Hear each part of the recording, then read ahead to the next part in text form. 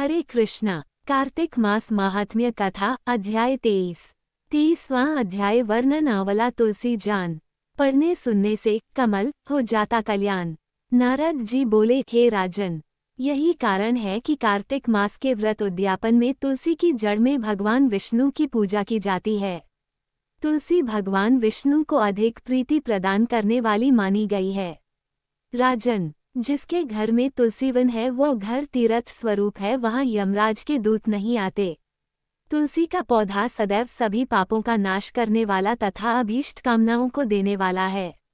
जो श्रेष्ठ मनुष्य तुलसी का पौधा लगाते हैं वे यमराज को नहीं देखते।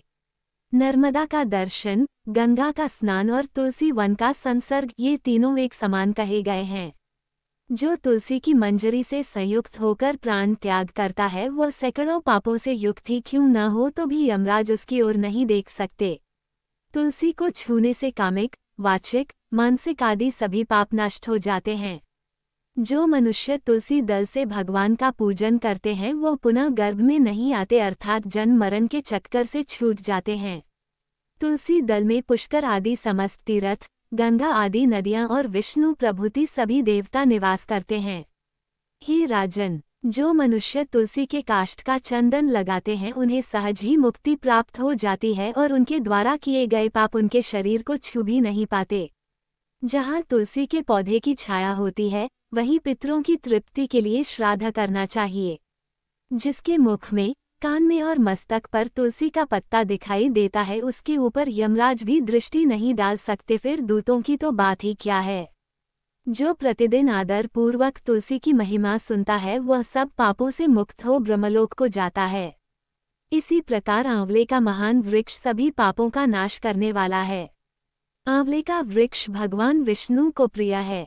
इसके स्मरण मात्र से ही मनुष्य गोदान का फल प्राप्त करता है। जो मनुष्य कार्तिक में आंवले के वन में भगवान विष्णु की पूजा तथा आंवले की छाया में भोजन करता है उसके भी पाप नष्ट हो जाते हैं। आंवले की छाया में मनुष्य जो भी पुण्य करता है वो कोटि गुना हो जाता है। जो मनुष्य आंवले की छाया के नीचे कार्तिक में ब्राह्मण दंपति को एक बार भी भोजन देकर स्वयं भोजन करता है वह अन्न दोष से मुक्त हो जाता है। लक्ष्मी प्राप्ति की इच्छा रखने वाले मनुष्य को सदैव आंवले से स्नान करना चाहिए। नवमी, अमावस्या, सप्तमी, संक्रांति, रविवार, चंद्र ग्रहण तथा सूर्य ग्रहण के दिन आंवले से स्नान नहीं करना चाहिए। जो मनुष्य आंवले की छाया में बैठकर पिंडदान करता है उसके पितर भगवान विष्णु के प्रसाद से मोक्ष को प्राप्त होते हैं।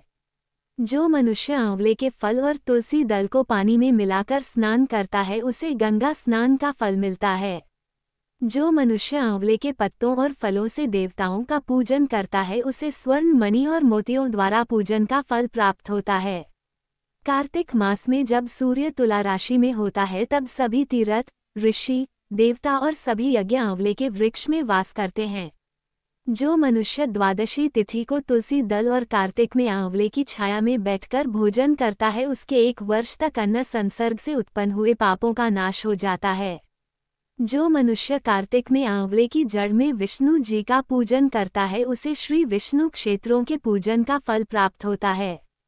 आंवले और तुलसी की महत्ता का वर्णन करने में श्री ब्रह्मा जी भी समर्थ नहीं है, इसलिए धात्री और तुलसी जी की जन्म कथा सुनने से मनुष्य अपने वंश सहित भक्ति को पाता है।